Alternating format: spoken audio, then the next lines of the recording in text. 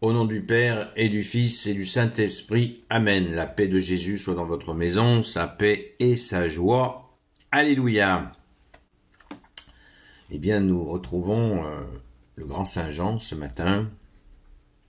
Que ta parole, ô Jésus, rentre dans mon esprit, que ma bouche proclame ta parole et que mon cœur l'accueille. Amen. Alléluia. Les premiers disciples le retrouvent sur le lac, ce n'est qu'un au revoir. Saint Évangile selon Saint Jean, chapitre 21, versets 1 à 14. Après cela, Jésus se manifesta encore à ses disciples à la mer de Tibériade. Voici comment il se manifesta. Simon-Pierre, Thomas, surnommé le jumeau, Nathanaël de Cana en Galilée et les fils de Zébédée étaient là ensemble avec deux autres disciples de Jésus. Simon-Pierre leur dit « Je vais pêcher ». Et eux lui disent « Nous y allons aussi avec toi ». Ils sortirent et montèrent dans la barque, mais cette nuit-là, ils ne prirent rien. Lorsque déjà le jour se levait, Jésus se tint là sur le rivage. Mais les disciples ne savaient pas que c'était Jésus. Jésus les appelle. « Dites donc les enfants, avez-vous quelque chose à manger ?» Ils lui répondent « Rien ». Alors il leur dit « Jetez le filet sur la droite de la barque, vous allez trouver. » Donc, ils le jettent, mais ils n'arrivent pas à le ramener tellement il est plein de poissons. Alors le disciple que Jésus aimait dit à Pierre « C'est le Seigneur !» Quand Simon-Pierre l'entend dire que c'est le Seigneur, il prend son vêtement dans la ceinture, car il n'a rien dessous, et il se jette à l'eau. Les autres disciples arrivèrent avec la barque, de fait, ils ne sont pas loin du bord, 100 de mètres, et ils traînent le filet avec les poissons. Quand ils sont descendus à terre, ils voient un feu de braise préparé avec du poisson dessus et du pain. Jésus leur dit « Donnez-nous donc des poissons que vous avez pris. » Simon-Pierre monte dans la barque et amène le filet sur le rivage. Il était plein de gros poissons, 153 en tout, avec tout ce nombre de filets ne s'était pas déchiré. Alors Jésus leur dit « Venez donc déjeuner ». Aucun des disciples n'osait demander « Qui es-tu ?» car ils savaient bien que c'était le Seigneur. Jésus s'avança, il prit le pain et le leur donna, et de même pour les poissons. C'était la troisième fois que Jésus se manifestait à ses disciples après sa résurrection d'entre les morts. Merci Jésus, alléluia. Quelle merveille. C'est extraordinaire. C'est extraordinaire. Merci Jésus. Alléluia. Vous voyez, quand on dit qu'il ne faut pas lire la Bible tout seul, parce qu'on ne la comprend pas, pourquoi il y a 135 poissons? Eh bien, 135 poissons, le chiffre 135, ça correspond au nombre de nations qu'il y avait à l'époque. Donc, quand Jésus a envoyé ses apôtres dans le monde entier pour transmettre la bonne nouvelle à toutes les nations, eh bien, c'est qu'il y avait 135 nations. Donc ces poissons symbolisent les nations et les apôtres étaient pêcheurs de poissons, ils sont devenus pêcheurs d'hommes. Voilà l'explication. Merci Jésus, et merci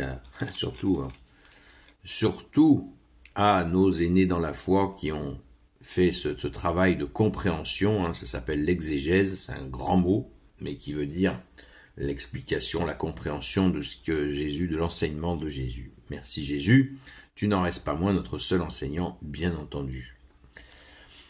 Eh bien, qu'est-ce qu'il leur a pété aux apôtres là d'aller pêcher des poissons, on va dire. Ben c'est beau, moi je trouve ça beau parce que ce sont des hommes de la mer, des pêcheurs, et malgré qu'ils aient vécu ce temps, ces 3 ans avec Jésus, eh bien, ils n'ont pas oublié qu'ils avaient un métier et ils se sont mis à aller pêcher et je trouve ça extrêmement beau, extrêmement touchant. Et d'ailleurs, tellement touchant qu'ils ont strictement rien ramené.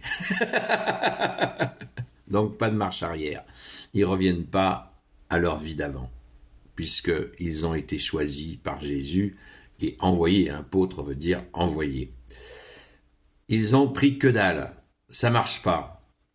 Ils ont rencontré le Fils de Dieu vivant, ils ont rencontré l'agneau sans tache, le seul Messie définitif, Jésus le Christ Jésus, et c'en est fini de leur vie précédente. Maintenant, ils sont pêcheurs d'hommes. Et le nombre de poissons le montre bien. Il y a un autre message qu'on peut accueillir dans la joie, c'est que qui c'est qui leur sert, qui leur fait à manger? Jésus lui-même, le même qui leur a lavé les pieds, leur fait le repas. Qu'est-ce que ça veut dire manger? Ben c'est toute la symbolique du repas. On revient au jeudi saint, au repas pascal. Jésus s'est mis en tablier de service pour leur laver les pieds. Et bien là, il leur fait à manger une nourriture puissante, du pain et du poisson, extraordinaire. Jésus les nourrit. Et il y a toujours la fraction du pain. Toujours, Jésus leur donne du pain. Verset 9, quand ils sont descendus à terre, ils voient un feu de braise préparé avec du poisson dessus et du pain. Jésus leur dit, donnez-nous donc de ces poissons. Simon-Pierre monte dans la barque et amène le filet sur le rivage. Ils étaient pleins de gros poissons, 153 en tout. Avec tout ce nombre, le filet ne s'était pas déchiré. Alors Jésus leur dit, venez donc déjeuner. Aucun des disciples n'osait demander qui es-tu, car il savait bien que c'était le Seigneur. Jésus s'avança, il prit le pain et le leur donna, et de même pour les poissons. Voyez, Jésus les nourrit. Le pain, ça y est, vous tiltez le pain. Qu'est-ce que ce pain? Ben, c'est le corps de Jésus. Il mange Jésus pour assurer la continuité de ce qu'a fait Jésus lui-même. Merci Jésus. Alléluia. C'est ça l'Église. C'est la continuité de ce qu'a fait Jésus et les apôtres ont été choisis et envoyés pour cela.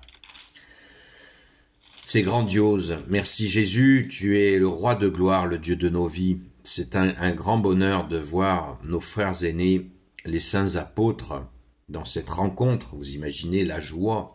Ils sont là avec le ressuscité. Avant, encore pour quelques jours, puisque l'ascension arrive à grands pas, les amis. Donc, ils sont là dans cette allégresse avec Jésus et ça a dû être des moments extraordinaires. Extraordinaires. Essayons d'imaginer la joie des apôtres parce que la joie se partage. La joie se partage. Et elle s'étend quand on rentre dans la joie. Rentrons dans cette joie des apôtres de retrouver leur ami bien-aimé. Vous êtes mes amis. Jésus a dit, ne m'appelez plus maître, car vous êtes mes amis. Cette amitié absolument unique dans l'histoire humaine. Merci de l'histoire humaine et dans l'histoire humaine avec Dieu que tu es Jésus. Alléluia. C'est un immense bonheur. Merci Jésus. Gloire soit au Père et au Fils et au Saint-Esprit, maintenant et toujours et pour l'éternité. Amen. Ô Jésus, toi qui peux tout et qui portes tout, toi le Sauveur, toi l'Emmanuel, je te confie toutes celles et ceux qui regarderont cette vidéo, ainsi que leurs proches, selon ta seule volonté, ô Jésus. Sainte Marie, Reine des cieux, toi l'Immaculée Conception, toi qui écrases le serpent, toi qui es la lune sous tes pas, toi notre Mère, Notre-Dame. Saint Joseph, toi le juste et le saint, toi le sage, toi la terreur des démons, toi le saint gardien de la Sainte Église catholique apostolique. Sainte Marie-Madeleine, notre chère sainte patronne. Sainte Marie-Madeleine, qui n'a pas douté quand elle a vu Jésus. Elle est tombée à genoux en criant « Rabouni !»« Rabouni !» ça veut dire maître. Elle n'a pas douté une seconde. Merci Jésus, merci Sainte Marie-Madeleine. Et vous tous les saints et saintes, amis de Jésus, Saint Michel Archange, Saint Gabriel Archange, Saint Raphaël Archange, et vous tous les anges qui servez Jésus, je vous confie toutes celles et ceux qui regarderont cette vidéo, ainsi que leurs proches, selon ta seule volonté, ô Jésus. La paix de Jésus soit dans votre maison. À ce soir, 20h à 22h, sur la chaîne Seul Jésus Sauve sur TikTok. Et prions pour l'intention de prière urgente que nous avons en cours, les amis de Sainte Marie-Madeleine. À très vite.